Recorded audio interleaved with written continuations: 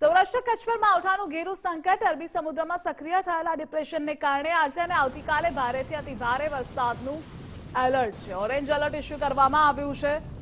ગુજરાતના દરિયાકાંઠાના તમામ બંદરો પર 3 નંબરનું સિગ્નલ છે. માછીમારોને દરિયો ન ખેડવા સૂચના છે.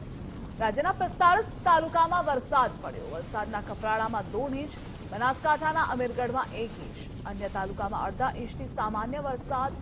એનડીઆરએફની ટીમોને સ્ટેન્ડ બાય રખાય છે. તો નીચાણવાળા વિસ્તારોમાં પાણી ભરાવાની શક્યતા છે અને ખેડૂતોને પાક સુરક્ષિત રાખવા અપીલ પણ. આજથી ફરી 2 દિવસ સૌરાષ્ટ્ર પર સંકટ છે. આપણે વિંડીમાં પહેલા જોઈએ. જે ડિપ્રેશન છે નબળું પડ્યું છે, છતાં પણ તેની અસર સૌરાષ્ટ્ર પર સૌથી વધારે જોવા મળશે. અને અહીંયા આપ ઇવન જોઈ પણ રહ્યા છો કે જુનાગઢ, ઉના, દ્વારકા, જામનગર, થાન, ભાવનગરમાં વરસાદી માહોલ રહી શકે છે. આખો સ્કાય ઝોન છે અને અહીંયા જે ડિપ્રેશન છે તેની વધારે અસર પ્રભાવિત વિસ્તારો વધારે જુનાગઢ, ગીર સોમનાથ હોઈ શકે છે. ઇવન પોરબંદર, ભાવનગર, જે છેલ્લા 3 થી 4 દિવસથી પણ અહીંયા વરસાદ વરસી રહ્યો હતો, નુકસાની પણ ખેડૂતોને થઈ છે.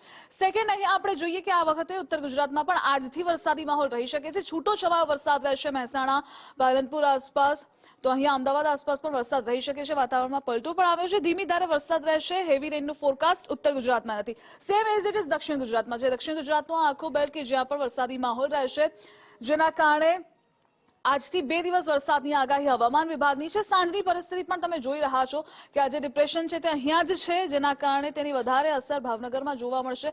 આ તરફ વડોદરા પાસે પણ એક સિસ્ટમ છે, જેના કારણે ત્યાં વરસાદી માહોલ રહેશે. આપણે એક્યુવેધરનો મેપ પણ જોઈ લઈએ. અહીંયા આપ જોઈ રહ્યા છો માંગરોળ, જે આ ડિપ્રેશન છે તેની અસર જોવા મળશે જુનાગઢ આસપાસ, એટલે કે કેશોદ, માંગરોળ, વેરાવળ, કોડીનાર, દીવ, ગીર સોમનાથ, આ સાથે અહીંયા રાજુલા આસપાસ, મહુવા આસપાસ, ભાવનગર સુધી વરસાદી માહોલ.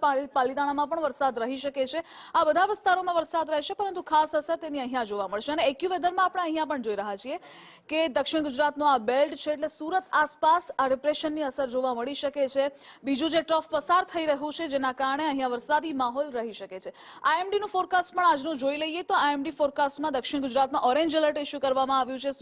સુરત, વલસાડ, તાપીમાં ભારે વરસાદ રહી શકે છે. આ ફોરકાસ્ટ છે. અને અહીંયા છેલ્લા 5 થી 6 દિવસથી સૌરાષ્ટ્રમાં વરસાદી માહોલ, જે કોસ્ટલ બેલ્ટ છે ત્યાં વધારે છે. આજે પણ same as it is orange alert issue કરવામાં આવ્યું છે. અહીંયા ગીર સોમનાથ, ઉના આસપાસ, આ સાથે અહીંયા ભાવનગરમાં પણ વરસાદ રહી શકે છે. અને વિંડીમાં પણ આપણે આ જોયું ડિપ્રેશનની અસર છે. હવામાન શાસ્ત્રીએ પણ અલગ અલગ પ્રિડિક્શન્સ કર્યા છે અને આપણે પણ 2 પ્રિડિક્શન્સ જોયા, જેમાં આજથી 2 દિવસ વરસાદી માહોલ સૌરાષ્ટ્રમાં વધારે રહેશે. ઓવરઓલ 2 તારીખ સુધી, 2 નવેમ્બર સુધી રાજ્યમાં વરસાદી માહોલ વધારે રહેશે.